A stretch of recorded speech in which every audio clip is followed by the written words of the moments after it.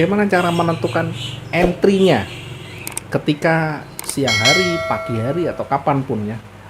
Yang pertama dilihat lagi untuk menganalisa, untuk setidaknya ketika kita mau menentukan titik entry, maka perhatikan langkah berikut ini ya.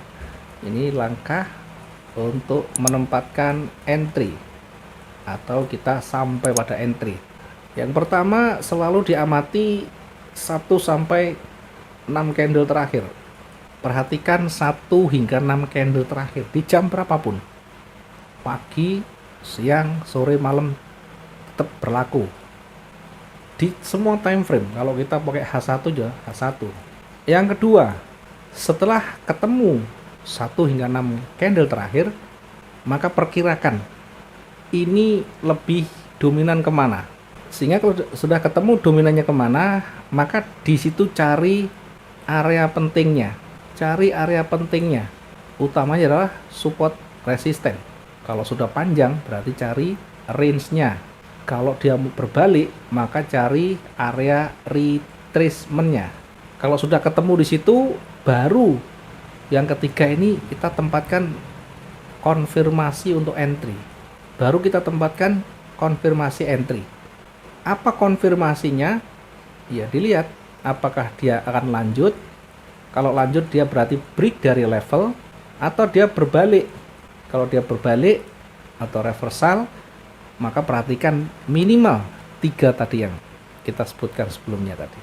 Oke, kita coba untuk aplikasikan. Nomor 1, perhatikan 1 hingga 6 candle terakhir yang punya pengaruh. Oke, perhatikan, hitung dulu ya. Yang berjalan itu tidak dihitung, berarti sebelumnya ini 1, 2, 3, 4, 5, 6. 1 candle terakhir warna hijau dominan, maka kecenderungan yang dominan akan bergerak naik. Kenapa? Karena yang sebelumnya ini datar. Maka yang berlaku adalah 1 candle terakhir.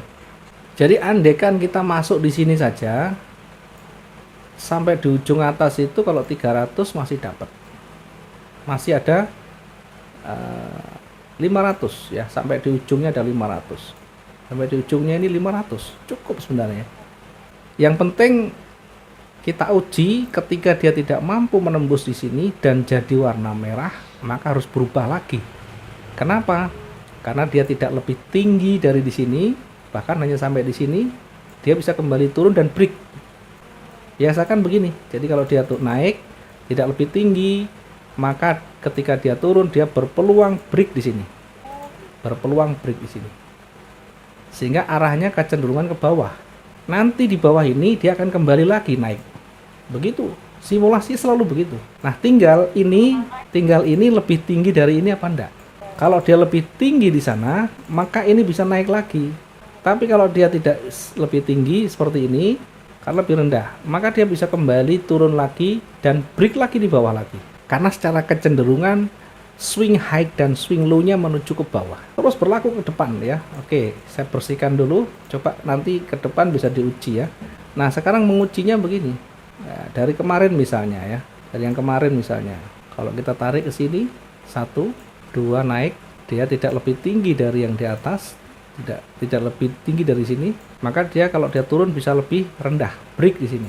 Dia bisa break di sini. Biasanya kalau setelah break, dia akan kembali naik lagi, mantul lagi.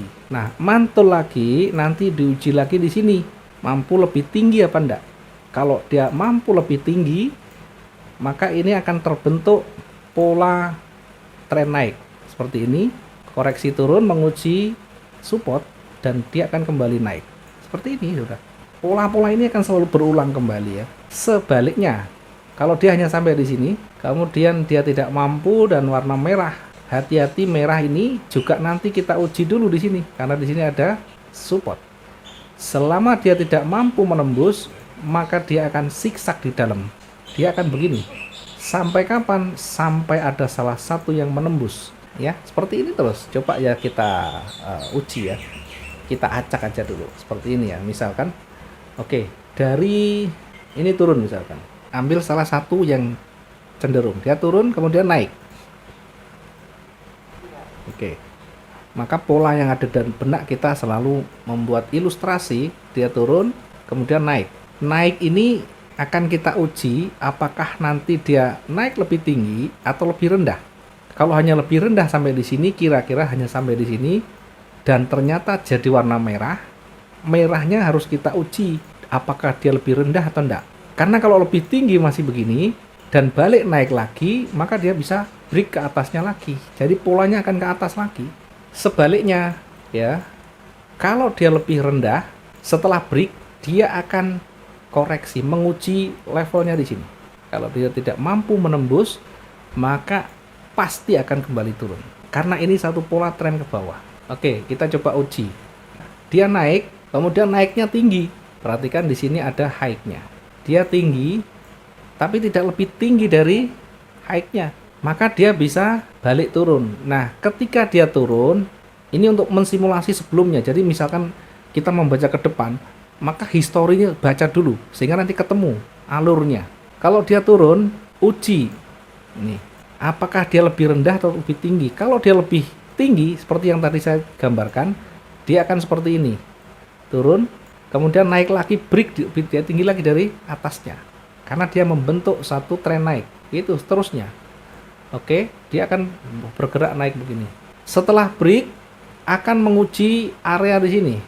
Di sini ada support, diuji dulu. Kalau dia tidak mampu menembus, maka mantul kembali ya sampai di sini. Kalau dia menembus, maka dia akan cenderung turun lagi. Sehingga kalau turun kita uji lagi di area bawah di sini. Di situ ada banyak penolakan-penolakan.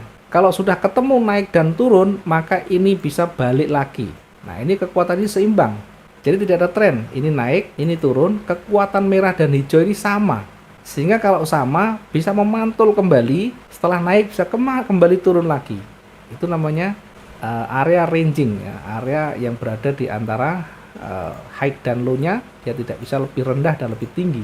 Naik dan turun pun, naik pun nanti akan kembali turun lagi, tidak sampai di sini akan kembali turun lagi. Yang di bawah tidak sampai di sini akan naik lagi, terus begitu sampai pagi, sampai di atas balik turun lagi. Dah, kemudian bagaimana cara entry kalau seperti ini? Yang penting kita tahu dulu seperti ini, oke ya. Nah, ini untuk membaca ke depan, itu history ini harus dibaca dulu, baru nanti kita lihat. Oke, kita lihat ilustrasinya begini. Andaikan kita sudah membuka chart, sudah terakhir di sini. Bagaimana entry-nya misalkan. Maka dari yang history ini tetap kita perhatikan.